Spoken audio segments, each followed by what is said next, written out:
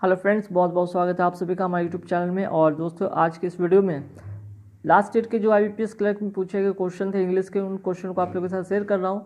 और इसमें एक बहुत ही खास बात ये है इन क्वेश्चनों में कि ग्रामर का जो है रूल्स का बहुत यूज़ किया गया है। अगर आपका ग्रामर अच्छा है ना, आपका ग्रामर पोर्शन अच्छा है, तो आप कहीं ना कहीं 80% आपका स्कोर तो यहीं से कवर हो जाएंगे। ठीक है, 80% स्कोर यहीं से कवर हो जाएंगे।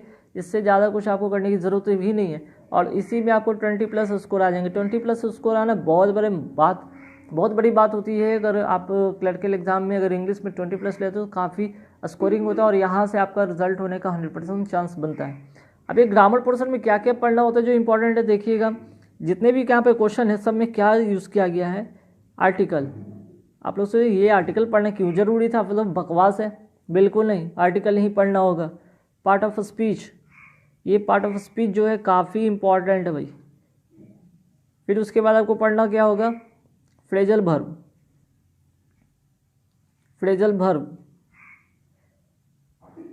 ठीक। और यूजेस पढ़ना होगा, जिसमें कि इन, इनटू, ऑफ, मीन्स कि कह सकते हैं प्रीपोजिशन का करेक्ट यूज आप कर सकते हैं।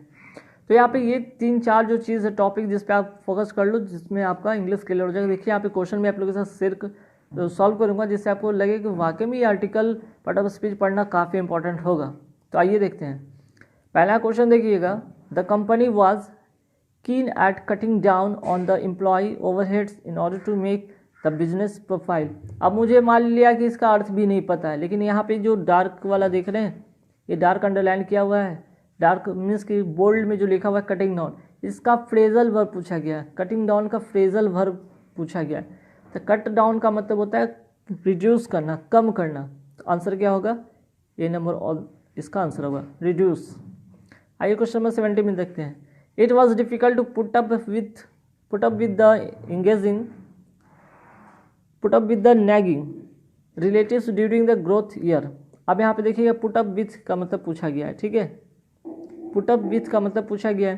तो पुट अप विथ का मतलब होता है कि इंड्योर करना या टॉलरेट करना, बर्दाश्त करना। ठीक, क्योंकि देखिए यहाँ पे नेगेटिव वर्ड है डिफ़िकल्ट, तो डिफ़िकल्टी में लोग हमेशा क्या करते हैं, इंड्योर करते हैं, टॉलरेट करते हैं, बर्दाश्त करते हैं। इसका जो आंसर होगा सी नंबर ऑप्शन होगा, इंड्योर। ठीक, चलिए आगे बढ़ते हैं नेक्स्ट क्वेश्चन पे कि the commissioner advised the fugitive to turn in themselves to get some legal respite. अब यहाँ पे बात हुई, कमिश्नर जो एडवाइस की, जो फिगेटिव जो भगोरा है, उसको कह रहे हैं कि टू टर्न इन। अब टू टर्न इन, अब इसका मतलब आपको फ्रेजल वर्ब का अच्छा ज्ञान होना चाहिए। फ्रेजल वर्ब पे पकड़ होगा तभी चीज़ आपको समझ में आने वाली है। तो टू टर्न इन का मतलब होता है सरेंडर कर देना। ठीक है, समर्पण कर देना। ठीक, जो फिगेटिव थे, जो भगोरे थे, जो कैदी थे, वो कमिश्नर के सामने वो क्या करे, सरेंडर कर दें। आइए आगे बढ़ते हैं। Aniket was willing to go over board for receiving a scholarship to pursue higher education oversea. अब गो ओवर बोर्ड का मतलब क्या होगा, ये फ्रेजल वर्ब है। तो गो ओवर बोर्ड का मतलब होता है यहाँ पे जो आंसर होने वाला है 19 का, वो होगा यहाँ पे स्टिच। ठीक, आंसर होगा स्टिच। ठीक है, तो यहाँ पे कहने का मतलब जब वो कोई आपको क्या होता है कि वेरी इंथुजियास्टिक। ठीक, आप क्या होते हैं जब आप इंथुजियास्टिक, बहुत उत्सुक है, स्ट्रेच है वो चीज़ पाने के लिए स्कॉलर, ताकि आप आगे जाकर पढ़ाई करें, ओवरसीज मीन्स की फॉरेन में जाकर आप पढ़ाई करें। ठीक, आगे बढ़ते हैं नेक्स्ट क्वेश्चन पे कि the central bank was of the idea that it was not suitable to bail out the ailing cooperatives. अब देखो, टू बेल आउट, इसका कोई अर्थ नहीं होता, इसको लिए तो आपको फ्रेजल पढ़ना ही होगा। तो आप 200-300 जो होते हैं, एक सिंह की बुक ले लो, उसमें बहुत सारे फ्रेजल वर्ब है, उसको सिर्फ रट लो, उतना से काम चल जाएगा। तो टू बेल आउट का मतलब होता है क्या है? ठीक, तो टू बेल आउट का मतलब to rescue someone from a difficult situation, means कि कोई बुरी परिस्थिति में किसी को बचाना, टू बेल आउट। ओके, तो यहाँ पे ये होगा आंसर आपका, रेस्क्यू होगा आंसर। ठीक, 20 तक तो बिल्कुल समझ में आया होगा क्वेश्चन, और क्वेश्चन का अर्थ भी समझ में आया होगा। अब आगे यहाँ पे आते हैं 21। अब यहाँ पे देख लीजिए क्वेश्चन थोड़े से चेंज हुए। अब देखिए कि पैटर्न, न्यू पैटर्न पूछा गया। अब तक ग्रामर में क्या थे, आपको एरर ढूंढना रहता था, सारे सेंटेंस सही थे, उसमें से एक एरर ढूंढना रहता था। अब उल्टा कर दिया गया, सारे सेंटेंस एरर से भरा पड़ा है, उसमें से एक सही सेंटेंस चुनना है। ठीक है, सारे सेंटेंस एरर से भरा पड़ा है, उसमें से एक जो है सही चुनना है। पहले था कि सभी सही होते थे, उसमें से एक गलत चुनना होता था। पहले गलत चुनना होता था, अभी सही चुनना होता है। अब यहाँ पे देख रहे बोल्ड वाला, ये तो ऑलरेडी कहा रखा है कि जो सेंटेंस में कि ये करेक्ट है। ठीक है, इसमें कह रखा है कि ये करेक्ट है, इसमें आपको कोई छेड़छाड़ नहीं करना है। अब देखिए यहाँ पे जो 1 2 और यहाँ पे देख रहे हैं, यहाँ पे 1 2 3 4 पार्ट है। अब 4 पार्ट में आपको बताने कि इसमें से कौन सा सही पार्ट है। तो भाई पहले गलत पार्ट समझना होगा, तभी तो समझेंगे कि हाँ सही इसमें से कौन पार्ट है। तो बोल्ड वाले को तो छोड़ते हैं, आते हैं मेंटल इलनेस आर। अब देखिए मेंटल इलनेस की यहाँ पे बात की गई, तो मेंटल इलनेस यहाँ पे सिमिलर है। अब उसके साथ यहाँ पे आर लगा दिया गया है, जो तो गलत है ना, तो ये तो यहाँ पे गलत हो गया, आर नहीं होगा, ख़त्म, यहाँ पे आर नहीं होगा। ठीक है, यूज होता। अब आगे बढ़ते हैं, दैट इट इज़ रेयरली। अब दैट इज़ रेयरली, चलो ठीक है, दैट इज़ रेयरली डायग्नोज्ड। अब देखिए डायग्नोज के साथ रेयरली डायग्नोज होता है, क्या बोला, जनरली डायग्नोज होता है। तो यहाँ पे रेयरली भी नहीं होगा, क्या होगा, जनरली डायग्नोज होगा। ठीक, यहाँ पे आर की जगह पे इज होता। अब देखिए यहाँ पे कहीं ना कहीं देख रहे हैं ना आप, अब यहाँ पे आपका वर्ब हो रहा है, नाउन हो रहा है, तो ये सब जितने भी वर्ड है ना, आपको यहाँ से आर्टिकल हो गया, इसका यूज़ आपको देखने को मिलेगा। तो रेयरली की जगह पे क्या होगा, जनरली। ठीक है, तो ये भी गलत हो गया। डायग्नोज लैटर देन, ये वाला वर्ड देखिए, लैटर देन, लैटर देन की जगह पे यहाँ पे लेटर होगा। ठीक, अब देखिए लैटर, यहीं से ग्रामर का खेल शुरू होता है। लैटर और यहाँ पे लेटर, दोनों में बहुत बड़ा डिफरेंस हुई। ये जो लैटर होता है ना, ये टाइम को डिनोट करता है, टाइम से रिलेटेड होता है, और ये लेटर जो है ना आपका पोजीशन और या ऑर्डर ये बताता है लेटर। तो लेटर यहाँ पे नहीं होगा, बल्कि लेटर होगा, letter than it should suitably be. ठीक, तो ये चीज़ यहाँ पे होगा। तो यहाँ पे टाइम से कोई रिलेशन तो था नहीं, लेटर दैन नॉट। तो यहाँ पे याद रखिए ये होता है टाइम से रिलेटेड, जैसे कि यहाँ पे बात हो रही है पिछला, और ये बाद में जो कि पोजीशन की बात होती है कि कोई चीज़ को बाद में कुछ ऐसा पोजीशन रखा गया, ऑर्डर में रखा गया है। ठीक, तो ये जान लीजिएगा, लेटर और लेटर काफ़ी इंपॉर्टेंट है। चलिए, तो यहाँ पे हमने ग्रामर भी सीख लिया थोड़े थोड़े। अब आते हैं आगे, तो यहाँ पे ये चीज़ गलत, तो ये वाला जो ऑप्शन सिर्फ है, जो लास्ट वाला बचा है, इट शुड सुटेबली बी। ठीक, ये वाला सही आपका है, मीन्स कि डी नंबर ऑप्शन सही होगा। ठीक है, डी नंबर ऑप्शन सही होगा। आगे बढ़ते कि recurrence of scams in the recent, scams in the recent. अब आते हैं यहाँ पे शुरू करते हैं देखना, इन द रिसेंट। ठीक है, decades can be credited bye. अब यहाँ पे क्रेडिटेड बाय नहीं होगा। ठीक, यहाँ पे जो होगा आपका क्रेडिटेड बाय नहीं होगा, तो क्या होगा यहाँ पे, तो क्रेडिट के साथ हमेशा टू का यहाँ पे यूज़ होगा। ठीक, कैन बी क्रेडिटेड, तो ये हो गया वर्ब का जो था पैसिव फॉर्म में, तो भीतरी का यूज़ होगी, लेकिन क्रेडिटेड के बाद टू प्रीपोजिशन आएगा, क्रेडिट के बाद टू प्रीपोजिशन आएगा। The increasing in. ठीक, अब इंक्रीजिंग इन, यहाँ पे द इंक्रीजिंग इन नहीं होगा, इंक्रीज इन होगा। ठीक है, तो दूसरा जो गलती है इंक्रीज होगा, यहाँ पे इंक्रीज इन होगा। The bureaucratic lenient. अब देखिए यहाँ पे एक लेनियन वाला वर्ड आ गया। ठीक है, ये देख रहे हैं लेनियंट, यहाँ पे एडजेक्टिव ना होके यहाँ पे क्या होगा, एडवर्ब होगा, जिसका मीनिंग होगा लेनियंसी, यहाँ पे करना होगा आपको। ठीक है, लेनियंसी, और इसका मतलब आप सबको पता है कि लेनियंसी मतलब होता क्या, उदारता। ठीक, चलो, तो आंसर आपका होगा ए नंबर ऑप्शन इसमें सही है। ठीक है, चलो आगे बढ़ते हैं नेक्स्ट क्वेश्चन पर। क्वेश्चन नंबर 23 क्या है, the proactive approach of a city authorities. अब यहाँ पे सिटी अथॉरिटीज़ की बात की, यहाँ पे तो ए नहीं होगा, ए सिटी अथॉरिटीज़। अब यहाँ पे देख लीजिए प्लूरल तो ऑलरेडी बना हुआ था, ए तो सिंगुलर कभी होगा नहीं, तो ये तो ऐसे कट गया, यहाँ पे द होगा। और पूरे अथॉरिटीज़ की बात की गई है, हैव लेड टू रिडक्शन। अब यहाँ पे द प्रोएक्टिव अप्रोच, ये तो सिंगुलर है भाई, ये तो सिंगुलर है, तो यहाँ पे ये हैव प्लूरल कैसे हो जाएगा, यहाँ पे हैव नहीं होगा बल्कि हैज होगा, ठीक है। Led to the reduction with unwanted federal expenses in tax collection. Reduction देखिए अब टू रिडक्शन के साथ यहाँ पे क्या आने वाला है, ये इंपॉर्टेंट है, ठीक। रिडक्शन के साथ यहाँ पे क्या आने वाला है, ये इंपॉर्टेंट है कि रिडक्शन विथ होगा कि रिडक्शन बाई होगा कि टू होगा। तो to the reduction by unwanted federal, तो यहाँ पे has led to the reduction with नहीं होगा, रिडक्शन विथ के यहाँ पे बाई होना चाहिए, ठीक है, ताकि एक पैसिव फॉर्म का भी लुक देता है। फेडरल एक्सपेंस इन टैक्स कलेक्शन, तो टैक्स कलेक्शन वाला वर्ड है जो सही है, मीन्स कि ऑप्शन नंबर डी आपका इसमें सही होगा, ये वाला आपका जो है सही है। चलिए 23 के बाद आते हैं आप 24 में। देख रहे हो काफ़ी यहाँ पे सिर्फ और सिर्फ आपको आर्टिकल, प्रीपोजिशन, वर्ब, मीन्स कि इन्हीं सब वर्ड का यूज़ ज़्यादातर यहाँ पे मिस्टेक किया गया। तो अगर आपकी इन सब चीज़ पे कमांड अच्छी है तो आपका बिल्कुल इंग्लिश क्लियर हो जाएगा। कोशिश यही कीजिएगा अगर आपको आर्टिकल कहीं दिख जाए, वर्ब कहीं दिख जाए, ना भी समझ में तो उसी को क्लिक कर देना, वही होगा कहीं ना कहीं गलती, वही ना वही एरर होता है। तो आई होप कि उसमें से कुछ सही मीन्स कि कुछ गलत भी हो जाए, कुछ सही भी हो जाएंगे, लेकिन अगर आप पढ़े हुए होंगे तो आपकी श्योरिटी होगी, उस पर ज़्यादा क्लिक कर पाओगे श्योर होकर, ठीक। आप बताए 24 पे, it has always been difficult with the political machinery to messing with the judiciary because of conflicts of interest. पढ़ने में तो बड़ा आसान लगा लेकिन मिस्टेक है। It has always been difficult, यहाँ पे 24 में आते हैं तो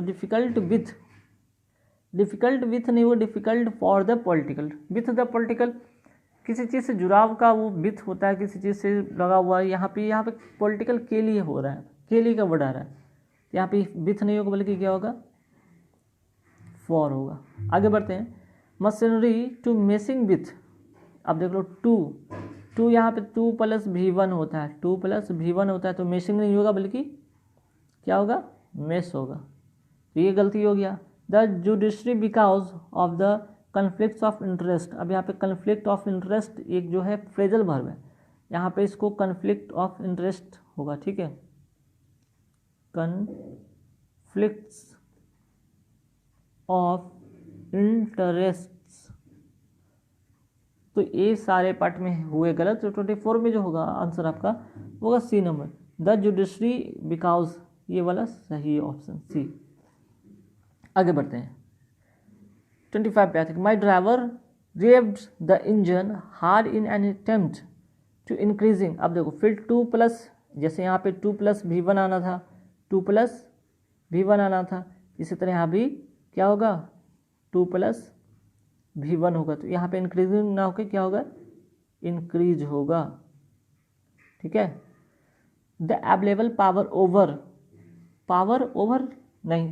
ओवर यहाँ पे नहीं होगा बल्कि क्या होगा, यहाँ पे पावर 2 होगा, ठीक है। ओवर के जहाँ पे काटेंगे यहाँ पे 2 लिखेंगे, क्योंकि टू द इंजन, पावर जो सप्लाई हो रहा है टू द इंजन की ओर हो रहा है, ओवर उसके ऊपर थोड़ी ना हो रहा है या उसके से हटकर थोड़ी ना हो रहा है। Outfall due to the favourable weather, अब देखो यहाँ पे फेल्ड भी हो गया, निगेटिव हो गया, फेल्ड हो गया, और यहाँ पे फेवरेबल वेदर। अब भला ये अपने आप में कहाँ से सही है, ठीक, ये अपने आप में कहाँ से सही है। तो यहाँ पे जो देखने वाली बात है, थोड़ा सा मैं इसको क्लियर कर देता हूँ ताकि फिर से चीज़ें समझने में आपको लिए आसानी हो जाएगी। हाँ, तो ये देख लेना, यहाँ तक तो पावर ओवर तक तो समझ में आएगी, तो यहाँ पे 2 होता, यहाँ पे इंक्रीज होता, the engine but failed due to favourable weather. अब कभी कोई चीज़ फेल होता है, यहाँ पे देखिए फेल होता है तो वो फेवरेबल कंडीशन तो ही ना होता, अनफेवरेबल होगा, तो यहाँ पे ये मिस्टेक हुआ, यहाँ पे ये मिस्टेक हुआ, यहाँ पे ये 3 मिस्टेक हो गया, तो यहाँ पे सी नंबर ऑप्शन सही होगा, और अनफेवरेबल होगा, यहाँ पे अनफेवरेबल होगा, नोट कर लीजिएगा, ठीक है। चलिए, आई होप कि इतना समझ में आ गया होगा आप लोग को। थोड़ा इसको लार्ज कर देता हूँ ताकि और डिस्प्ले क्लियर दिखे। अब देखिए यार क्वेश्चन नंबर 26 पे आते हैं, there has been a unprecedented increase in the number of adoption request into the last few years of collect statistics, ठीक। अब यहाँ पे गलती क्या है 26 में, तो गलती ये है, सबसे पहले तो हमको ये दिख गया अनप्रेसिडेंट, अनप्रेसिडेंटेड। अब वॉवेल साउंड से अ से शुरू हो रहा है, ये वॉवेल साउंड से अ से शुरू हो रहा है उच्चारण में, तो आर्टिकल सबसे पहले ये होना चाहिए आपको, ए नहीं बल्कि यहाँ पे क्या होना चाहिए, ए नहीं होगा बल्कि एन होगा, पहला एरर। ठीक है, आगे बढ़ते हैं। द नंबर ऑफ एडॉप्टेशन तक तो सही है। ठीक, रिक्वेस्ट इनटू द लास्ट। अब देखिए इनटू का यूज़ मैंने कल भी सिखाया था, कल वाले वीडियो में आपको आपके लिए लेकर आया था इनटू वाला वर्ड। ठीक है, इनटू वाला वर्ड, तो रिक्वेस्ट के साथ कभी इनटू नहीं होता। इनटू कोई फोर्स जो होता है उसमें होता है, अप्लाई होता है, या चेंज ऑफ स्टेट होता है, या का के संबंध में होता है। तो रिक्वेस्ट नहीं होगा, रिक्वेस्ट इन होगा यहाँ पे। ठीक है, प्रीपोजिशन इनटू नहीं होगा, इन होगा। In the last few years of collect statistics, यहाँ पे few years of collected statistics होगा। ठीक है, कलेक्टर नहीं होता है, कलेक्टेड, तो यहाँ पे ये वाला गलती होगा, यहाँ पे कलेक्टेड होगा। ठीक, अब आते हैं आगे। The incumbent Greek government is willing to make most sacrifice than. Than लग गया भाई, पहली एक चीज़ दिखी दैन है, यहाँ पे मोस्ट सेक्रीफाइस दैन तो होता नहीं, मोर सेक्रीफाइस दैन होता है। कंपैरिजन की बात हो रही है, यहाँ पे तो मोर होगा, पहला गलती आपको दिख गया। अच्छा, इसमें आपको आंसर नहीं मैं बताया था, 26 का बी नंबर आंसर होगा। ठीक है, बी होगा आंसर। चलो, यहाँ पे मोस्ट नहीं होगा, मोर होगा। मैं फिर से लिख देता हूँ, इसका तो आंसर होगा आपका कौन सा था भाई, बी, और इसमें मोर होगा। चलो, दैन दियर प्रीसीडर्स इन, यहाँ तक तो बात सही लग रहा है। Than their preceders in order to impress financial. अब देखो भाई, यहाँ पे एक चीज़ यहाँ पे देखना, ये क्या हो गया भाई, इम्प्रेस फिनेंशियल। फिनेंशियल को भला कोई इम्प्रेस करता है? नहीं, इम्प्रेस नहीं करता है, इम्प्रूव करता है। ये वाला गलत है, इम्प्रेस नहीं होगा बल्कि क्या होगा, इम्प्रूव होगा। ठीक, इम्प्रेस नहीं होगा बल्कि क्या होगा, इम्प्रूव होगा, ध्यान रखिएगा। Situation in the trouble economics. अब देखिए इकोनॉमिक्स, ट्रबल इकोनॉमिक्स नहीं होगा, यहाँ पे इकोनॉमी होगा। ट्रबल इकोनॉमी, इकोनॉमी की अर्थव्यवस्था में यहाँ पे बात की गई, अर्थव्यवस्था जो ट्रबल इकोनॉमी है उसमें, यहाँ पे तो इकोनॉमिक्स नहीं होगा बल्कि इकोनॉमी होगा। इस बात का ध्यान रखिएगा कि जब आप प्रैक्टिस करते हो, अगर आप इंटरव्यू पढ़ते हो तो वहाँ पे कुछ टर्म ऐसे आते हैं जहाँ पे आपको रिलेट करना खुद भी आ जाएगा, और उसके साथ ये स्टैटिक वर्ड बैठेगा, ये खुद भी समझ में आएगा। तो ये चीज़ कुछ होता है, कॉमन सेंस के आधार पर भी आप इसको यूज़ कर सकते हो। चलो, ये तो हो गया। तो अच्छा, इसका आंसर बताना भूलिएगा क्या मैं फिर से, 27 का बी होगा इसका आंसर, बी सही है। अब आइए 28 पे। Removing the entrance for the street from the street was being always consideration. अब यहाँ पे ये सबसे पहले यहाँ पे एक चीज़ चेक करेंगे 28 में कि यहाँ पे क्या गलत है। द स्ट्रीट बीइंग ऑलवेज, तो यहाँ पे वाज नहीं होगा भाई। ठीक है, यहाँ पे पहला मिस्टेक वाज नहीं होगा। Street being always consideration pre requisite. अब देखिए यहाँ पे अगर removing the trash from the street being, यहाँ पे वाज होने का मतलब नहीं बन रहा था, कोई स्टेटमेंट नहीं होता। अगर वाज होता तो यहाँ पे पैसिव फॉर्म लेकर आता, जो कि पैसिव फॉर्म है नहीं। तो कंसिडरेशन और प्री रिक्विसाइट तक तो यहाँ पे चीज़ें समझ में आ रही थी, लेकिन यहाँ पे एक चीज़ तो वाज गलती होगी। दूसरा जो होगा यहाँ पे कंसिडर्ड या कंसिडरेशन है, यहाँ पे आपको वर्ब, ये नाउन है। ठीक है, ये आपका नाउन है, यहाँ पे आपको वर्ब लेकर आना होगा, तो कंसीडर्ड होगा, कंसीडर्ड। आप यहाँ पे कंसीडर्ड कर लो। ठीक है, तो स्ट्रीट बीइंग ऑलवेज कंसीडर्ड और प्री रिक्विसाइट। कंसिडरेशन नाउन होता है, यहाँ पे आपको वर्ब का यूज़ करना होता है। और pre requisite for the improvement the overall. तो यहाँ पे देखिए इम्प्रूवमेंट नहीं होगा, फॉर। अब यहाँ पे याद रखिएगा, कुछ प्रीपोजिशन के बाद आपको आईएनजी लगाना होता है। प्रीपोजिशन के बाद क्या आता है, आईएनजी आता है। ठीक है, जैसे यहाँ पे देख लीजिए, तो फॉर यहाँ पे प्रीपोजिशन, तो यहाँ पे इम्प्रूवमेंट नहीं होगा, इम्प्रूविंग होगा। एक बात नोटिस कर लीजिएगा, जब भी कोई प्रीपोजिशन है उसके बाद हम क्या यूज़ करते हैं, वर्ब का फोर्थ फॉर्म यूज़ करते हैं, the overall ambience of the city. तो आई होप कि 28 का जो होगा आंसर लास्ट वाला होगा, D number option.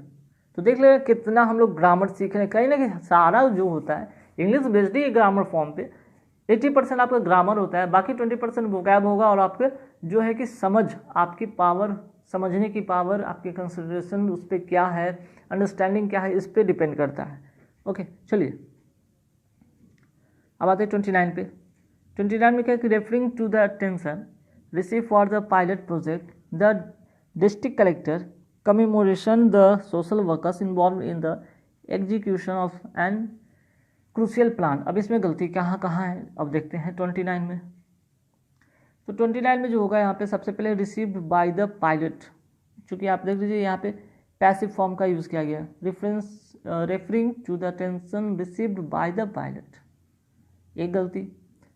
Project the district collector commemoration, ठीक है, तो यहाँ पे अब by the pilot the district collector commemoration, तो नाउन तो यहाँ होने वाला है नहीं, ठीक है, यहाँ पे नाउन होना नहीं है, यहाँ पे commemorated the social workers, district collector commemorated, यहाँ पे ये गलती होगा, आपको ईडी लगाना होगा, इसको नाउन हटाकर इसको वर्ब बनाना होगा। The social workers involve in, okay सही, यहाँ पे the execution of an crucial plan. तो यहाँ तक तो एक चीज़ बात समझ में आ गई। अब भाई यहाँ पे एन क्यों लगा दिया गया, क्रूशियल सी से स्टार्ट है, वैसे भी कैपिटल अगर हम लेटर की बात करते हैं तो हमें वॉवल में को जो भी वॉवल साउंड होता है या फिर कॉन्सोनेंट साउंड होता है, यहाँ पे क्रूशियल जो है क का मीन्स कि क जो कि कॉन्सोनेंट साउंड है, कॉन्सोनेंट साउंड के पहले तो एन का यूज़ होता नहीं है, यहाँ पे ए होगा सही, ठीक है। तो फाइनली आपका जो आंसर होगा ये वाला ऑप्शन सही होगा, सोशल वर्कर वाला, मीन कि सी आपका सही होगा। एंड लास्ट क्वेश्चन देखते हैं कि living under the shadow of the revolting must have has deteriorating effect in the personalities of the children growing over these years। अरे भाई सबसे पहले हमको तो ये दिख गया these childrens, चिल्ड्रेन तो अपने आप में प्लूरल है, एस क्यों लगता है भाई, चिल्ड्रेन में भला कभी एस लगेगा, चिल्ड्रेन तो अपने आप में प्लूरल है, तो यहाँ पे ये मिस्टेक हुआ, एक चीज़ तो पहले दिख गया फट सा। अच्छा यहाँ पे देख लीजिए लिविंग अंडर द शैडो, 30 में देखते हैं लिविंग अंडर द शैडो,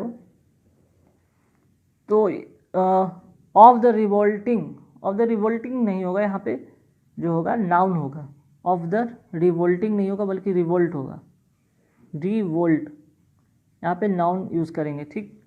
क्योंकि यहाँ पे द भी देख रहे हैं, द के साथ कभी वर्ब तो यूज़ होता है, द हमेशा नाउन के को लेकर डिनोट करता है, और यहाँ पे ऑलरेडी ऑफ भी है, तो ऑफ भी जो कि नाउन को रिलेशन बताता है, या तो कभी वर्ब होगा नहीं, of the revolt must have, ठीक है, यहाँ पे मस्ट हैव जो है यहाँ तक तो बात सही है कि रिवोल्टिंग हो गया।